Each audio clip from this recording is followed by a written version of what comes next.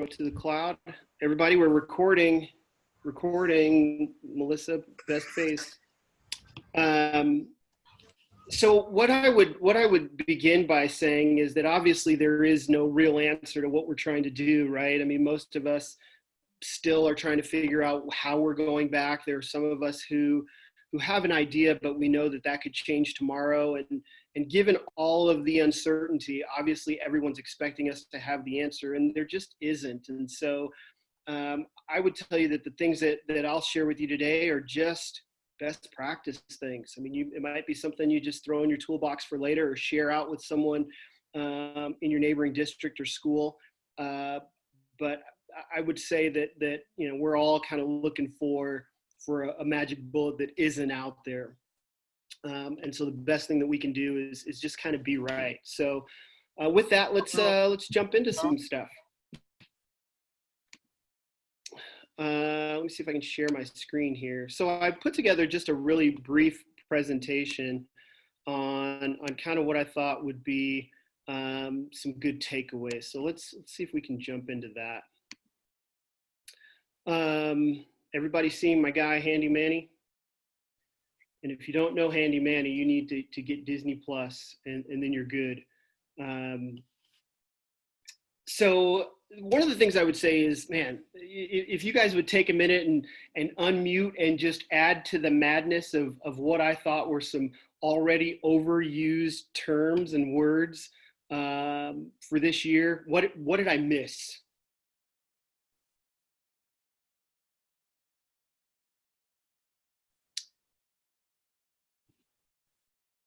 Anyone want to throw in on that? What did I miss? Usually there were more bad words with Carol Baskin. The truth, right?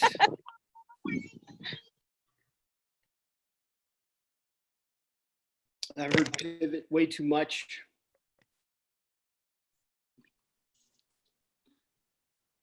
Unprecedented. Say that again. Unprecedented. Yes. New normal, and we're all in this together, and all of our boats are sinking, and all those mad terms about something on the ocean. But when you think about all of this, right, this kind of, I mean, it really is kind of interesting to think, if you put together this list, with your kids, what have they just heard way too much of at this point? So I think that would be kind of interesting as a start place. But one of the things I thought was really interesting is just how we've really taken this. And some of you have probably seen this image. I think it's interesting to think about how our kids will come back. There were some of our kids who are able to experience, the upside, if you will, of quarantine, and the singing from rooftops, and the sharing of songs in your neighborhood, and the yells every night in the backyard, and all that other good stuff. And then there were those who were just trying to survive. And I think we have to keep in mind that as kids come back, they're anywhere from the rooftops and all the access and privilege, all the way to those who struggled to make life happen over the last few months and beyond, of course. And so definitely make sure that that's at the heart of your thinking as you go back and look to plan. This growth mindset that we're always talking about, I think now comes into play probably more than ever. And that's going to be another big thing to think about. When you think about advisors, or when I think about advisors, I'm going back into the building as an administrator now. And so I'm really thinking about how I help adults interact with kids. And so they're both super important, but man, if I really take a minute to think about some of the things, and this list isn't exhaustive, of course, but I like to think about some of the things that we're all going to have to wrap our heads around and move forward on in a positive way if we're going to be good for kids. And it's everything. It starts with attitude, right? I think when we go back, we really have to walk out of the doors saying, this is going to be a good thing. And keep that positivity as we experience this unknown of going back, maybe, or this unknown of now doing remote learning with accountability.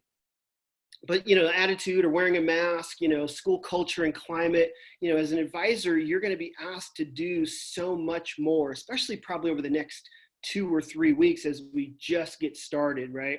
You were the answer last year. You've been the answer as long as you've been an advisor, and now we're coming back. So you're going to manage both sides, right? You're going to help adults problem solve, and you're going to help kids feel comfortable. But you've also got some of your own concerns, I'm sure, the health of your kids, your own personal health. For some of us, we're experiencing budget cuts across our districts, maybe personnel and budget cuts in our own buildings. And so there's that worry. And so many other things. And so we'll talk as we go a little bit about your own self-care, but that growth mindset in so many areas, man. For anybody that's spent more than 2 hours wearing a mask and trying to run a group or an activity, that the stress of that alone, and that seems trivial when there's so many other things. But then you look at what kids are coming back with and how we're really going to have to ask them to think in a new way. Now, again, nothing can be about what was, it's got to be about what will be. But think about what kids are looking at, right? Specifically our student leaders. And then I'd say all of our kids. Of course, attitude. They're going to have to shift their thinking so much in terms of what it means to be back in school. For some, they might not really remember how to do school. It's just been that long, right? But wearing a mask is a big thing for them. Belonging now becomes something, right?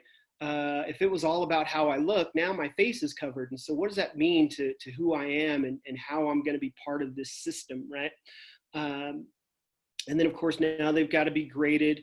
Most of our kids are worried about clubs and activities. And of course, athletics are a big question for a lot of kids. And maybe it's even more than a question. There was an article I saw the other day in the Denver Post, Sunday's Denver Post, where the kid was saying, I'll do anything to play sports. And I saw that quote and I could imagine in his mind, it really meant anything. And so kids are really living that and it means something. And so to say that we don't know how activities or sports are going to go, or to say that they've been canceled, can move a kid to a place where, man, they just can't really cope. And so we've got to make sure that we give them some tools to be able to, again, deal with hearing some things that our seniors, had to finish their year with. So that's going to be really important. Then, of course, they're still doing everything that every kid does: fall in love, hang out, run for office, try to please our advisors and their teachers and all those things. They're looking for their mental health outlets and, of course, their family situations. So they've got all of those things that they're looking for as well. And so think about where all of us are as we head back. Some have been doing some things over the summer that have really prepped them to understand where they're going to be. But most of us are coming off a zero start, and we're going to be expected to hit 100 miles an hour before the end of September. So a lot coming our way in a very short time. And so if our mindset isn't there, man, we're already behind. Any thoughts to this point? Anything you want to share?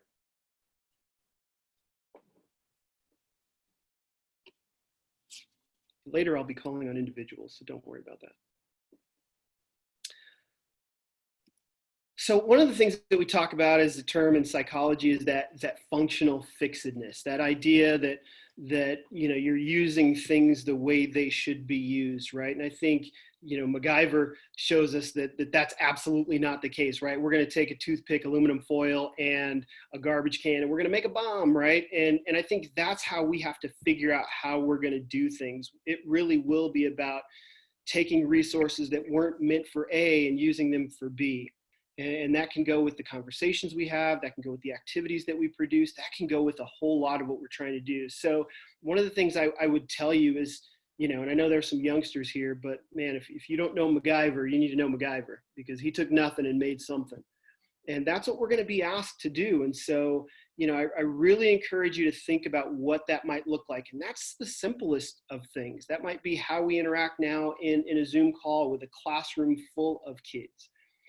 We were just told in our district, for example, that attendance will be taken and kids, have to have their cameras on in a meeting.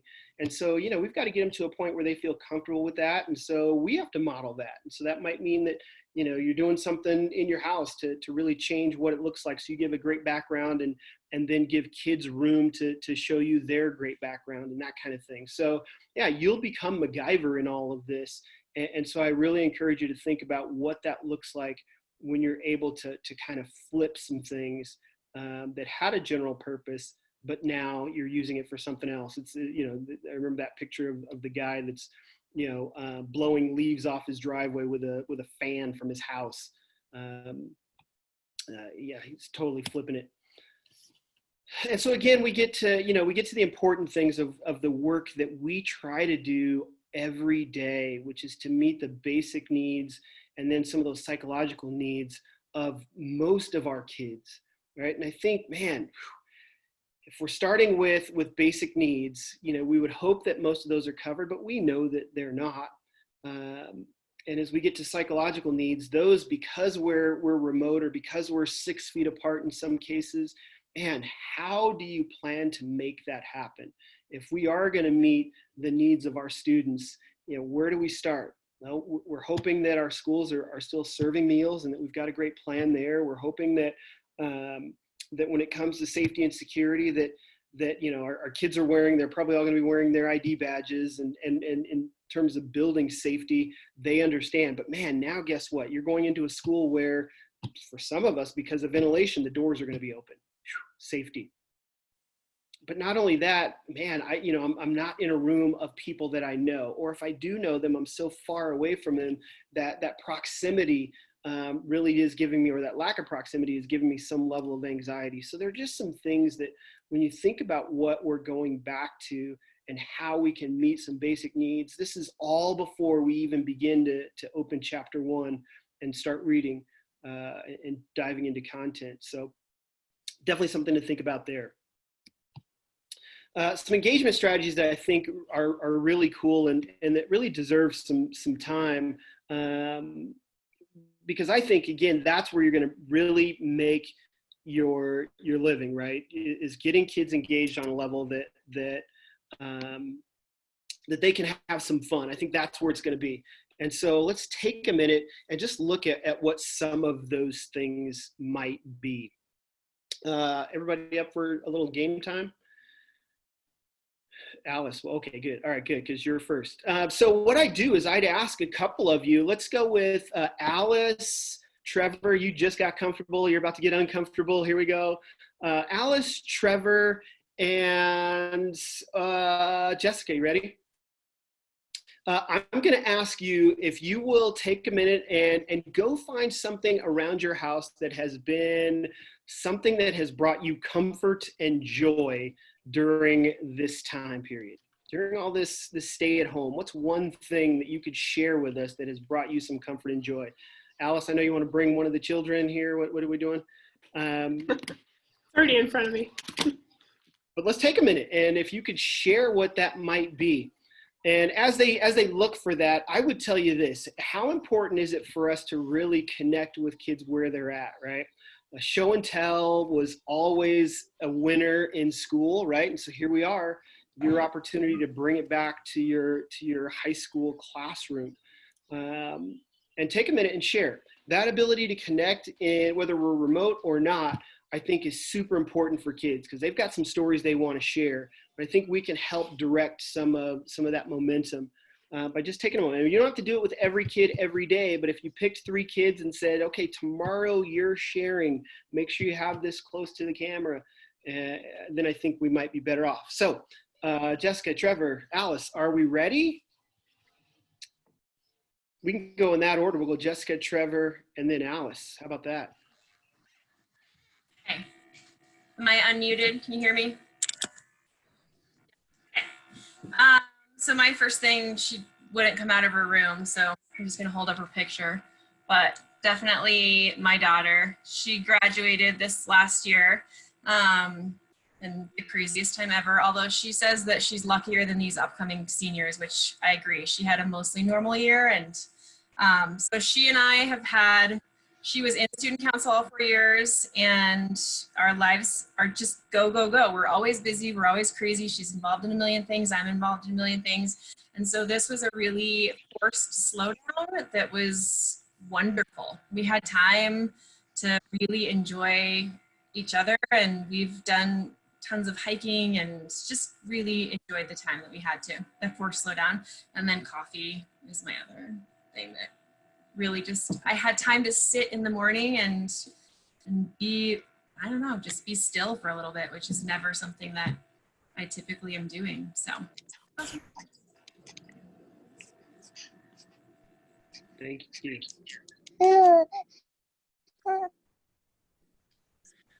So I have it on my phone.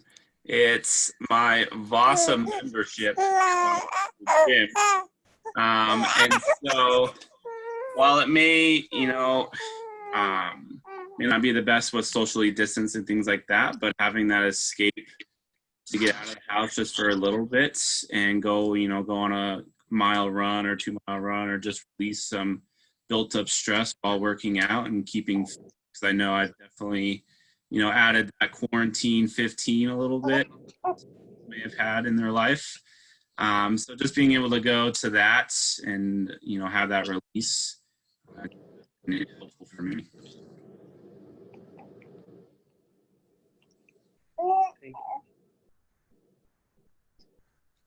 Alice, My volume just got really weird. So I've never been a journaler at all, but one of my seniors actually virtually, they did like a senior connection kind of deal, and one of them shared about bullet journaling, and I was like, what is this nonsense? Well, now I'm in the nonsense. And so this is my bullet journal. I have like a list of books that I've been reading, my running log for the summer, the picture of me from high school, and just like random things like a page of gratitude and 1 line a day. So I just write 1 line, habit tracking, and this is my agenda for this week. So this has been my keep me sane and keep me organized, because I'm so used to having like a schedule and things to do, and this gives me something to do. So, but it's been a kind of a neat way to keep track of stuff that happens too. So I got. What did you call that? It's a bullet journal. Okay. So it's the style of it is, I don't know if you can see, there are dots on the page instead of lines. So it just lets you draw pretty boxes and pictures and. Mom, another place. Okay, it'll come on, baby. Here we go, and that's my children. Very cool. So Jessica, Trevor, and Alice, thank you for sharing. Absolutely appreciate it.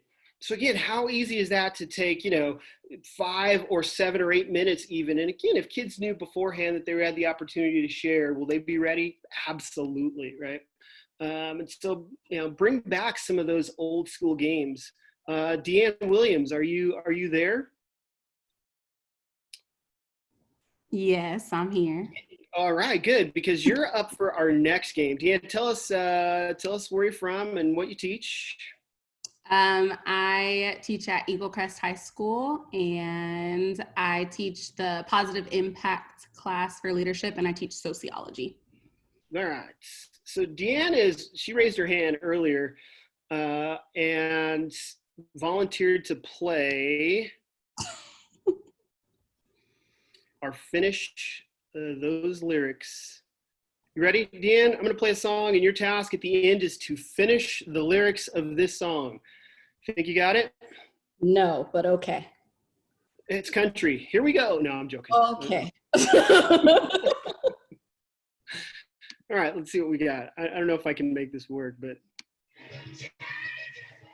that's not the song. Let's try this.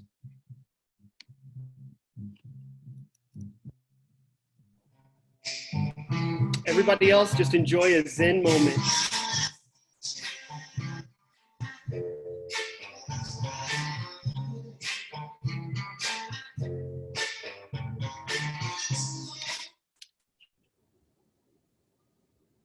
Oh, you stopped it. Okay. When it's cold outside, I got the month of May.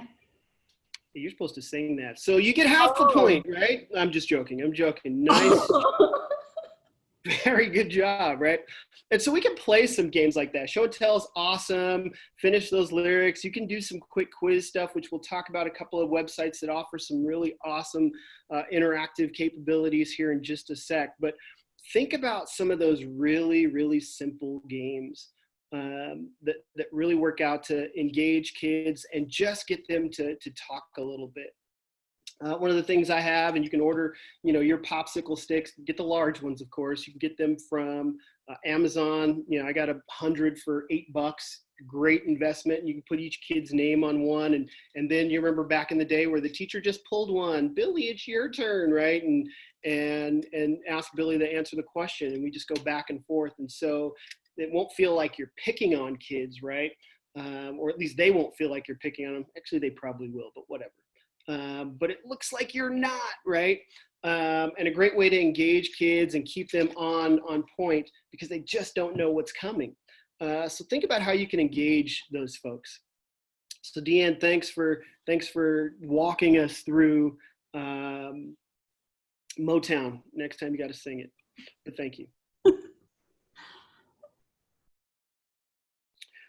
Any thoughts or questions at this point? Again, that chat box is open. If you just want to share some things that you're doing, as Alice talked about what she's doing. Trevor, you need to drop in that app for people who are getting their workout on.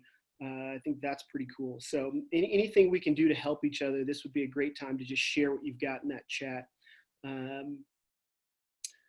But any thoughts at this point?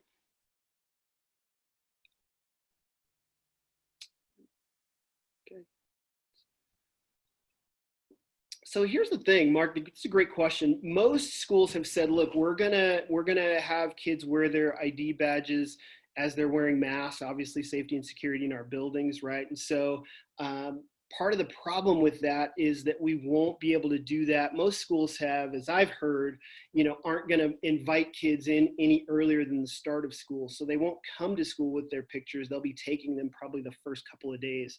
So it really just depends on where you are. But I would say, man, this is where you break out the old school, hello, my name is, right? And do some old school name game kind of things, which we'll make sure we post some of those things. I'll share some of those things and see if we can't get Justin to, okay, just checking, to put some of that stuff on the CHASA page, on the CHASA leadership page to help you out. So, we'll talk about that. One of the things that I really want you to think about is the kind of space that you're bringing kids back to. That brave space versus safe space that I always talk about. I think our spaces have to be brave because we're asking kids now to share things that, before when they shared something kind of crazy or off the grid, we all kind of knew it was coming, right? Like, oh, let's do Disney themed homecoming week. Well, every year there's a kid that says that. So I think we're there, right? But now we're asking kids to think so far outside the box that I think they're really going to need a structure and an environment that allows for them to say things that are so outlandish, at least in the minds of others, but man, they might be the birth of something really great. And so you are creating, I would hope as you go back, a brave space for your kids. Absolutely a brave space. Safe is good, but we definitely need to hear their voices. Last year, if you remember how we ended the year, we had so many videos and we did things that way to end the year. Kids are going to feel like that was yesterday's news. So you're going to have to hear some great ideas on what we could do this year because they want to be new and different and better than the year before them. So, how far will you go in creating an environment where kids can say, you know what we could do? And then they fill in the blank with something that has llama in it, right? That could be crazy. But are they in a space where that was okay to say, okay, maybe not llamas, we'll go with dogs, but thanks for that great idea. So think about what it means to create a brave space. So let me jump back into our presentation here. So some of the things, as I said, that you can share. Let's see. Finish that lyric. You can do a dance party. Nothing wrong with a good dance party. Clear some space in your room and let's see those moves. Quiz questions, and of course, say your name backwards. That's always a good one to get things started. Kids really have to think about that. If you're my age, then you probably don't, because Missy Elliott already helped you with that, right? Anyway, some websites that I would recommend you check out that really do help you with some of this. If you haven't checked out CrowdPurr or icebreaker.video, those are super interactive. And so much like Zoom, you can create spaces that then allow kids to drop into other spaces and just have fun. You can post the random question and it gives you a countdown. I'm talking Icebreaker Video. Anybody use Icebreaker Video? If you haven't, definitely check it out. Mural.co lets you put together some really great interactive presentations. So as you know, it's much like Google, of course. And so if kids are able to work together in real time on activities. And so you give them that blank space and they can add all the elements, and in real time you can create what you need to create. And I think that's what most of what we're going to be asked to do, right? And so much like the board that we would have in our classroom as we're planning homecoming, and we've got the days of the week and we've got dress up and blah, blah, blah, blah. We need kids, all of our leadership kids, to be able to see that in real time and then add to it, right? Without saying, okay, email our secretary and have her put that, that kind of stuff. We don't have time for that, right? And so how can we get real time on most of the things we're doing? Google has a lot of stuff, but here are just a few other ways. Then of course, Mentimeter is a great way to just do some quiz questions and ask a whole lot of things. So those resources are absolutely awesome. Brad, were you going to jump in on that? Okay, all right, okay. So I really encourage you to look at those before you go back. And the value there is really, really good in terms of getting kids together. And you might say to your president or vice president, look, go to Icebreaker, create our welcome back stuff, and then you can share that with some other teams and groups and departments, maybe even, so that they can also welcome their kids back in a pretty good way. So those work. Leadership books, man. One thing I've done this summer is I've done some reading. I don't know how they managed through Shawshank, but hopefully they used what's his name in the library, and he was good to get them books, because I went through Brooks. Yeah, Brooks. I went through some books, and leadership was on my mind, and so I put together some things. I talked to some other people who read some things. Hopefully we'll be able to post some great leadership stuff for you as well. But as you think about how the kids might come back and what they're looking at, hopefully you're able to get them reading something as a group through the course of the year. So some great books. Obviously, most of us put down some Brene. Any of her books are great, but I think the best one for kids and the one they'll get the most out of is Dare to Lead. Great Leaders Grow has always been one that I'd recommend. The Power of Moments. I think that book really sums up where we are. So how are we creating moments for kids now? Before, it was pretty simple, right? I mean, there was homecoming, there was prom, there were those great assemblies. And those moments stand out for all of us as we go back to even our own high school times, right? But now, what do those moments look like? I would tell you that between March and yesterday, if you ask a junior or senior what moments they can remember from high school, I would hope that their replies are positive, but I would wonder, because they all feel cheated out of all of those moments, right? And so we've got to make sure that we're coming back and we're thinking about what powers high school and its moments. I mean, to a certain extent, humanity is powered by moments, right? Our collective being is weddings and home ownership and, on and on and on. And so our kids need those moments. And so a great book to kind of give you some reference. Upstream says we don't tackle the immediate problem. We look a little bit upstream to see where things started. And I think, as we deal with kids who are, especially freshmen who never finished 8th grade really, right, and kind of matured the rest of that semester, their problems are upstream. It's not what they did in your class or on the Zoom that day. It's some upstream stuff. It's that no one ever told them what's right and what's wrong in terms of social etiquette on Zoom maybe. And so I encourage you to think upstream, as Dan Heath writes in his book. Youth Thrive is if you're into the happiness, psychology of happiness, that's a great one. It's focused on how college kids can make things better, but it works great for our high school kids as well. And then of course you can't ever go wrong with Tim Elmore, who does Habitudes and a number of other things, but Marching Off the Map is absolutely awesome. And so those are just a few of what we would think were some really great leadership books for you to get into with kids. If not having them read, then you reading or in some way sharing excerpts with your kids. Any others anyone would throw in there? Please add to the madness.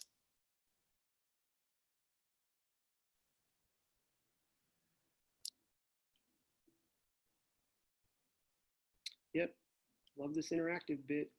It's just, yep. You guys know how I deal with awkward silence. Come on. Okay. Emergenetics.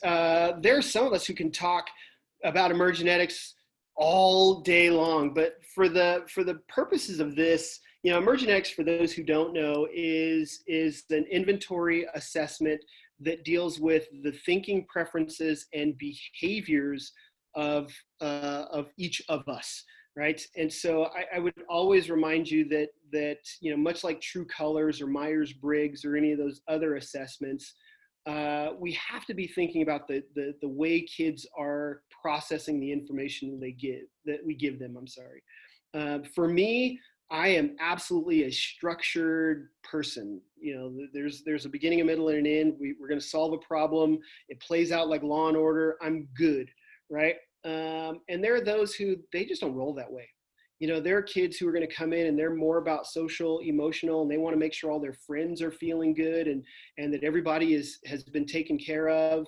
And they're not worried about process and structure. They're worried about belonging, and maybe not even their own belonging, the belonging of others, right? And so how hard has it been for some of us to be in quarantine and not be able to interact and do the things that really have made us who we are? For some, quarantine has been like your jam, right? Like I can do alone all the time. But for those who don't do that well, our most expressive and most assertive kids, man, that's really been probably a tough road for them. And now coming back to school, they get the opportunity to have an audience, right? And you're that audience. And whether it's appropriate or not, they now feel the need to share or express themselves. And so we have to be ready for all types of learners who are coming back, right? And again, I talk about upstream because I think it's important for us to understand that's just who they are. And so how do we make room in a Zoom world for kids who are coming back and they need to hug somebody, they need to hand a cupcake to somebody, they really need to do what they've always done, which is to emote in some way. And so I think that's important. There was a great, I'm going to see if I can share that with you. There was a great something that even Emergenetics put out. I'm sorry, it's on my screen here with 8 million other things. Emergenetics put out something that kind of gave you a how-to to really work with kids who are coming at it from a very different place. Let me share this with you.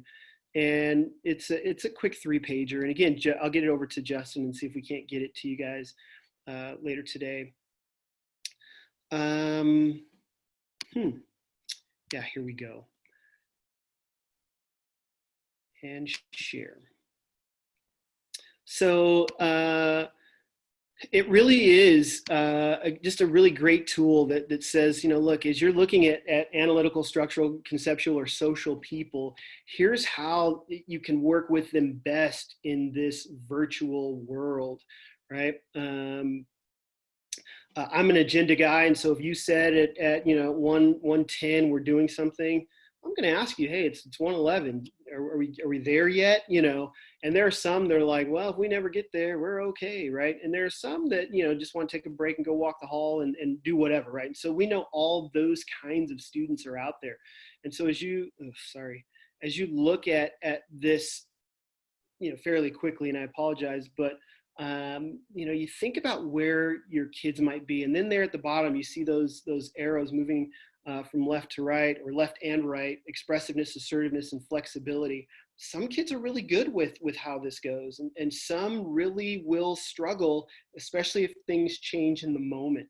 And nothing's more frustrating than things changing in the moment, and the only person I can yell at is someone downstairs who has no idea, right?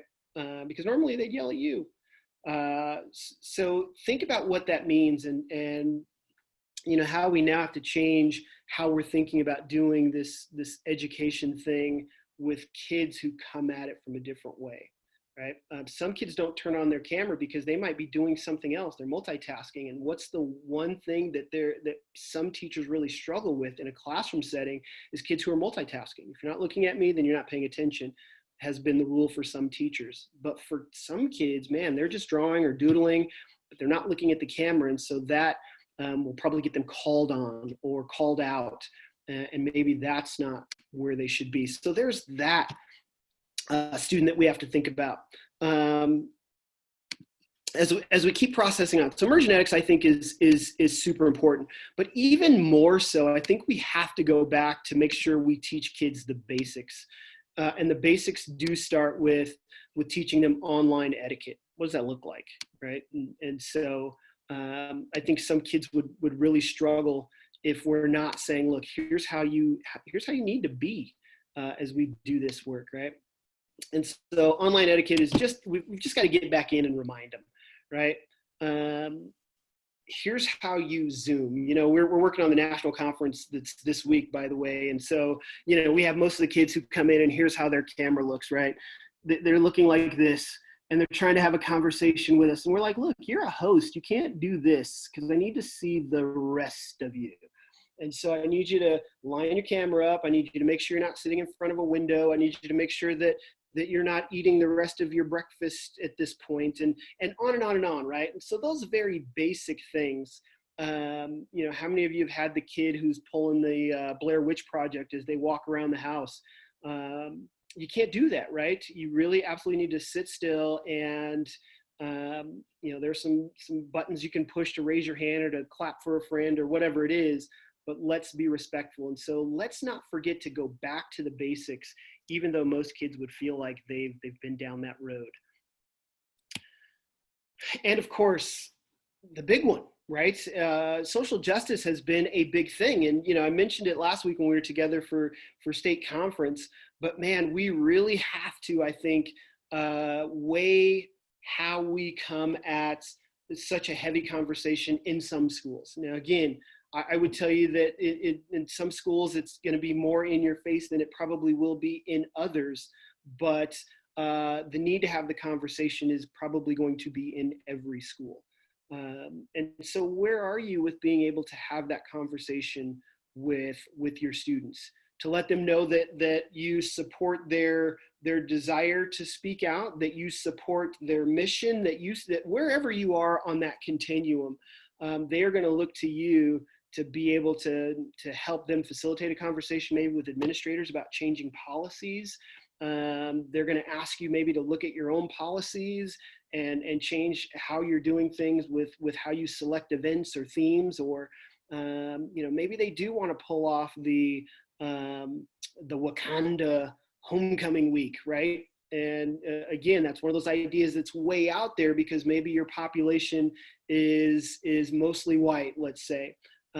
Is that one that you entertain if it's coming from two Black students in any way? And what does that look like? Because to simply say, no, it won't work here, we know that in itself is definitely something that can be supercharged, right? And make kids feel like, now you don't hear me, and so I hate this place. And so we really want to give kids room to say what they need to say and feel the way they need to feel out loud. And so what does that look like? And so definitely a great time to get into maybe some reading of your own, or some conversations on your own. I know as Chassa, we've talked about being able to have that discussion, and bring on some folks that could kind of help facilitate some thoughts and ideas about what that looks like in a classroom or in a school building. And as I said, if your building looks like Rashaan Davis, then you're probably going to hear from those kids the minute you walk in the door anyway.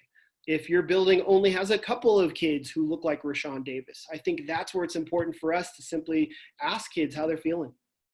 What are they thinking? I mean, we just have to make sure that kids understand our school it's a brave place. It's a brave place. And as I said last week, again, I think for student populations where the Black and brown student count is fewer, then that makes those conversations more so. Because when there are more Black and brown kids, they're probably going to lead that anyway, right? If they haven't already, they marched, they got together, they did some things, they connected with you as an advisor. They let you know that when we get back to school, it's on, right? But then in other places where it's kind of uncomfortable, or they might be seen as a kid who is making trouble, or, maybe they feel invisible. And I better not say this here because I'm trying to fit in, right? That fit in term is one that probably ignites the conversation in a lot of ways. And so we really have to be careful to make sure that we're creating brave spaces, not only for the leadership things that we have to do, quote unquote leadership, producing activities and events and those kinds of things, but also being a voice for our students. And that can be tough. I mean, to be honest, when you're a white student, it might be tough to figure out how to advocate for Black and brown students, right? And so we might have to teach our kids to be listeners a little bit more, and how to have and engage in conversations with kids. Any other thoughts on that one? Cass, you were shaking your head. I know you got to give me some. Nothing, Cass? Okay, fine.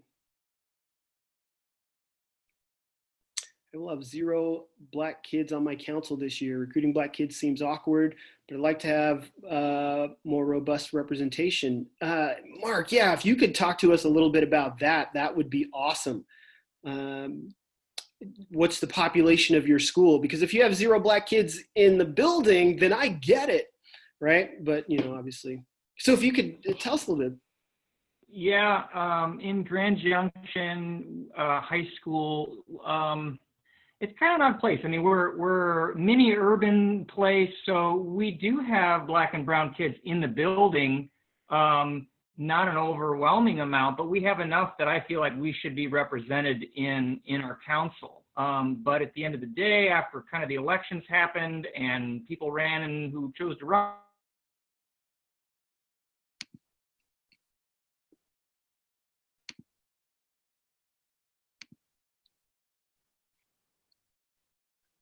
Did we lose Mark? Dang it, a little more representation. So we have, I think, 2.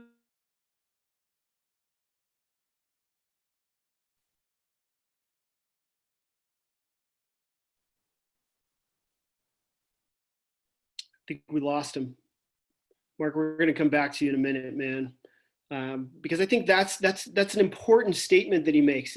I'm sure it can feel like, you're going in the wrong direction, or, like this just it doesn't feel comfortable. I understand that. And so we need to build your toolbox up a little bit, so that you're able to have those conversations and kids feel like, it's not tokenism, or it's just not, okay, here's a teacher doing what he's supposed to do, right? That it really feels a little more natural for you. But again, I think that goes back to what we all need to do as we reevaluate our processes, right? And so I encourage you to think about what that looks like at each of your schools. And here's a great way to do that. I don't know how many of you were able to tune into Rosalind Wiseman's presentation. Rosalind Wiseman does Cultures of Dignity.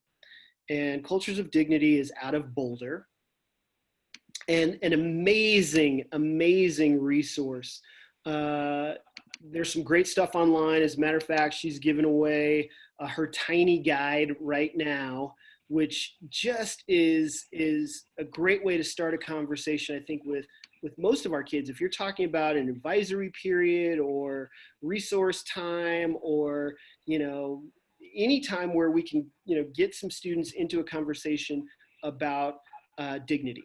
And I think that is such a great start to how we then address issues around social justice. And so here's a little bit of what she's got. And this is one of hers that's free if you go to her site, Cultures of Dignity. Now remember, Rosalind Wiseman is the one who wrote Queen Bees and Wannabes, which became Mean Girls, the Mean Girls movie. So a really great, really, really well respected in this area to talk about dignity. And man, so important that we give kids this baseline for how we're going to interact with others. And again, it's not anything over the top. It's not anything that you probably haven't said 10 times, but when you formalize it for some, it becomes a whole lot better for them or easier for them to digest maybe. And so I think it's really important for you to take a look at what she's offering online. There's some things that she's asking you to pay for, but of course she's throwing the carrot out and giving you some things for free to get you started. And so I would recommend that. Culturesofdignity.com is where I believe she's at. Let's see if she posted it here. No, she didn't put it there. But you can download her Dignity and her Dignity tiny guides in three. There are three, I think, that she'll allow you to get off of her website. So check out Cultures of Dignity. Definitely a great resource. Another thing that I did for kids that I thought was really important for you to do is all of our buildings, we all have that duties and responsibilities sheet for our administrators. You should pull this, right? Ask your principal or your evaluator or whoever, who's in charge of what in our building, and make sure your kids have this. So that they can go straight to the source for who's in charge of what. Now, again, your principal is probably writing that even this week or next week as so many things have changed, right? But to know who's in charge of the grounds, or who's in charge of transportation, or who works with those folks, all important information to share with kids, as much as the information of who is in your building. We definitely need to make sure we're sharing that with kids. So at the beginning of the year, we'll share what the demographic breakdown of our school is. And so kids know exactly who they're serving. And so Mark, to your point, right, if kids know that, look, we do have a portion of our population that is fill in the blank, what are we doing to make sure that we're serving all of our folks, right? If we just go back to what we were doing 10 years ago, I would tell you that all of us have had a little shift in population. And so we need to make sure that we address that with our kids, right? I was new to Eagle Crest and, went to my first dance, and man, I thought I was in, I thought I ended up in like Brooklyn or somewhere, because it was straight up hip hop at the dance. They didn't play anything else, but I was coming from Highlands Ranch where they played some other stuff. And so I was like, okay, so again, that shift, it matters, right? Like Taylor Swift does not happen at Eagle Crest, right? I mean, one kid asked, but it's not happening. But you could play her whole anthology at Highlands Ranch and people would be happy, right? And so, think about what that looks like at your school. Has it changed much? And if so, in what areas, and how can student leadership impact and help facilitate that change so that it's a great thing across campus. I think that matters. Okay. Another assignment, as we talk about assignments, and I'll again get with Justin and try and post some specific assignment stuff for you.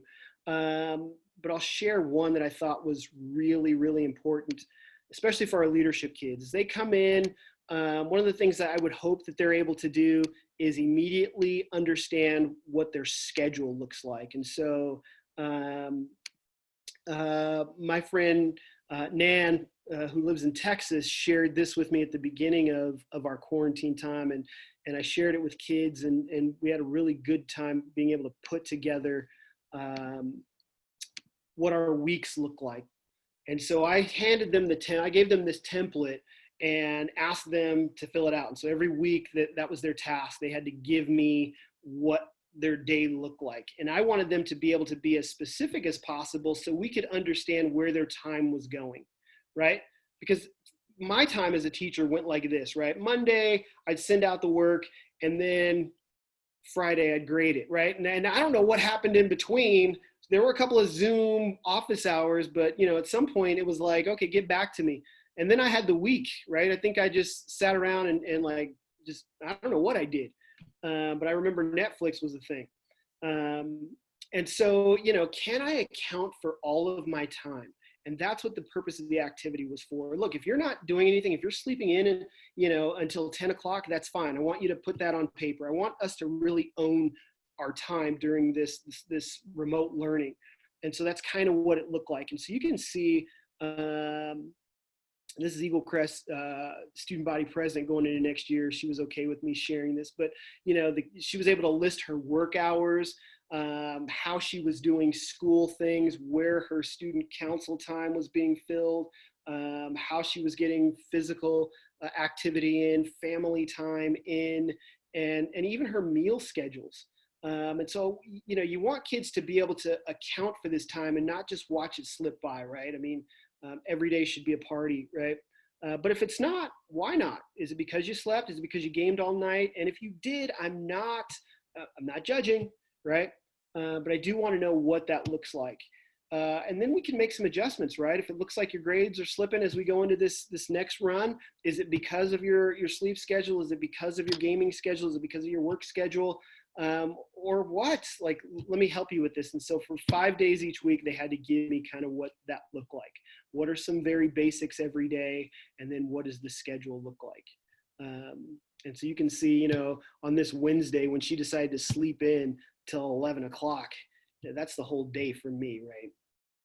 I know, I'm with you. But you can see where kids really are, right? And so can we ask them to create that schedule for us as we go in? I want to see your sports. I want to see, your lessons. I want to see everything that you can share with me. So we can see, if I had all 30 of these for, say, my class, would I change how and when and where and what I'm assigning, when I'm expecting to get it back, when I might meet with kids? I've found that through all this, the best time to get to kids is 3 p.m. So I scheduled my office hours at 10 a.m. But anyway, right? No one showed up and I was like, sweet. And so it gives you some time to really look at what's going on in their lives. And then you're able to bend your schedule to best meet with them, to best get things done, to best create these videos that we were asked to create and all these things we were asked to do. It was just a great resource. So I encourage you to use some time in asking kids to create a schedule. And then the last thing I would say is, the things that matter to me are that you're taking care of yourself.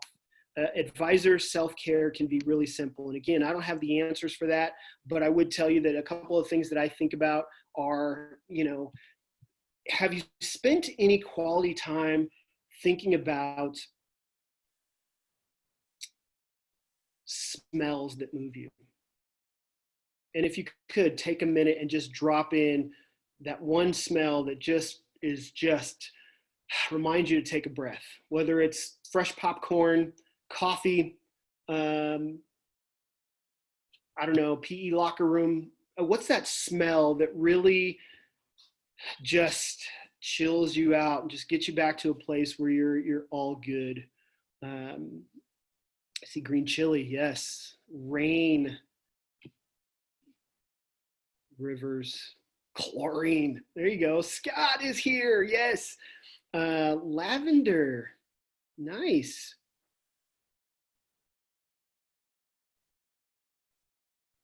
Along those lines, and I'd throw in and ask, what is,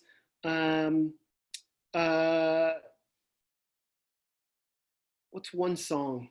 What's that one song or artist that, yeah, that's where I need to be. I like Pine. Pine's good. Old books. Good stuff. What's that one artist, that group, that song? You got that one? Cass is gonna go off the reservation on this stuff, man. Come on, girl. What you doing? Grass after the rain.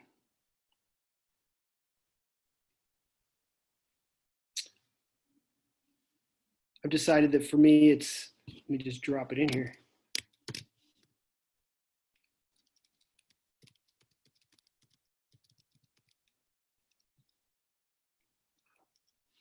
You think about music, you think about images, you think about smells or that thing, that physical thing. For our, some of our younger kids, it's a stuffed animal, it's a blanket, it's a toy, it's that kind of thing. And so do you have that thing, right? Movie soundtracks, I'm down, yes. And then who are your people? Think about your people, those people that just really center you. And I hope that you make sure you remain connected with them through this fast start that we're all about to engage in over the next couple of weeks. And then, of course, that you stick to your plan, whatever your plan is as you go back. Hopefully you have one. Todd, I can't be down with that. Hopefully you're, I don't know. Okay. Hopefully you're really thinking about having a plan and you've got some structure. You set your boundaries. You are going to work not all day as you might have last semester, but you're going to know when to shut it down. You're going to know when to feed your own soul, and stop pushing yourself beyond. Otherwise, you'll all be burnt out before October. And we've got a social distancing trunk or treat to do, so be careful. Okay. So that's what I've got for you. I know we're on the hour. Any questions? I know if you got to take off, you got to take off. Any questions, thoughts, comments? Lauren Hill. Yes, I will absolutely. So my email, let me throw it in here. And if I don't get to you, we have national conference this week. So man, I'm going to be up against it for a couple of days. But I do want to get to you. And if I do not get to you or you don't see things, I want you to reach out and hold me accountable, please, because I want to get you whatever I can. Yes, I will share this with you. Brave Spaces to me really is, it really says that I'm thinking beyond today in my building. A safe space says you can come in the room, you can close the door, and we're really great to go, right? A brave space says you can come in the room, we can have a conversation, and you can take that conversation and you can go outside of these doors and you can make believers of others based on the conversations that you've had, right? And so when kids get together, they need to know that, look, we know this can work. I mean, staff members do it all the time, right? Administrators do it all the time. We get together and we say, here's what the kids are going to have, and they're going to love it, right? And we come out of that meeting and we take it to the kids. And I think our kids have to be set up in a way that they can take some of their thoughts, ideas, and suggestions to adults and feel good about it.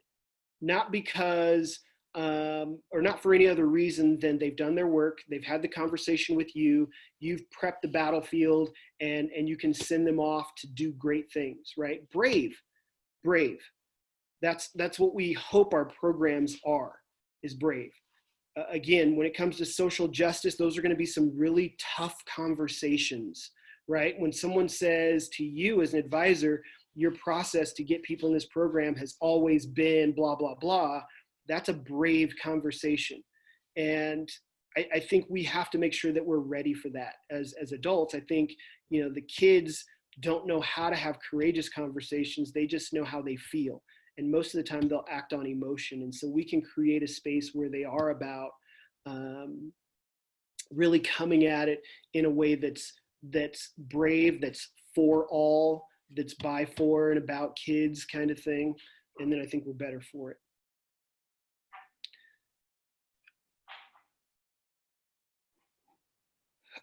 Any other thoughts, comments? So again, I do want you to hold me accountable, and I do want to make sure I get you anything that I can get you. I'm asking all the time around the country, anything that will help. And so please, please, please, please reach out and let me know how I can help. And hopefully your start will be awesome. I know this isn't the last one. Justin's probably going to jump in because we've got next week that we're talking about, Justin. Yep, sorry, trying to get myself unmuted. So next week we've got Cass is going to do a presentation for everyone on Monday. Cass, I'm pretty sure you're in here. So if you want to just kind of give everyone a brief rundown of what you're going to be talking about next week. I'm here. So next week my topic is basically just, the official title is something about appreciation of staff. But really I just want to talk about how, as much as students are struggling, teachers are struggling too. And sometimes we like to think of ourselves as struggling on these individual islands, when really, like, how can we bring students, teachers, custodians, admin, everybody together to show just a little bit more community and appreciation for each other, both virtually and in person, socially distanced, and just talk around just some ideas and some strategies and some ways of thinking around that idea of let's bring each other back and build some community in whatever way we can. Perfect. Sorry to put you on the spot. Looks like I got to jump back into your seat there. All good. And then that's at 10 o'clock on Monday, right? Yep, 10 o'clock on Monday. Perfect. Yep, that sounds great. Well, all right, Rashaan, that was awesome. Appreciate you making time for everybody. And I think we got up to like 25 participants at one point, which is the most that we've had. So looks like this is kind of gaining steam, and people are interested in hearing what our committee members and our advisors around the state have to say. And it's a great opportunity for everyone to kind of come together and share ideas. So Rashaan, thank you. And we look forward to Cass doing a great job again for us next week. And just a heads up, we are recording all this, and Rashaan, you can probably stop recording now. And Rashaan, I'll send you a link for a Dropbox to upload this. What we're going to do is at the end of the series is we're going to load everything up onto YouTube. And so you'll have all